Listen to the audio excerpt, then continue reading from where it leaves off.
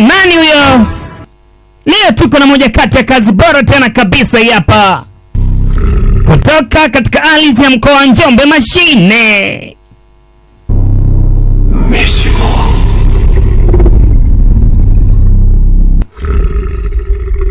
Moja kati ya series bora kabisa tena hapa, inarushwa YouTube kuanzia sasa na kuendelea.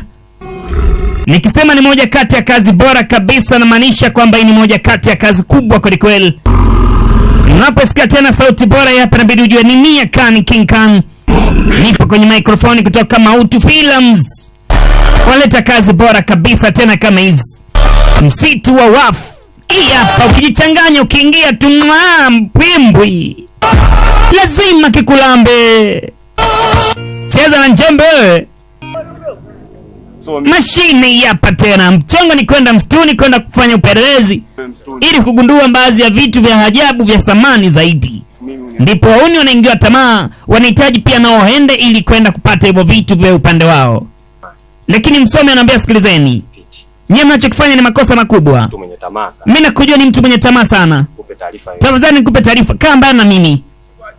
Ila mwamba yeye ni mbishi sana, afu anajichukulia kwamba yeye ni boni ya hii hapa. Kwa hiyo anaamini kabisa kwamba hawezi akaambiwa jambo lolote lile. Mimi nakujua mtu mwenye tamaa muda mrefu. Tukaharibu. Wewe utaenda kuharibu kila kitu kule. Au sababu una mtoto. Kaanza uleta uchokozi pale kwa binti.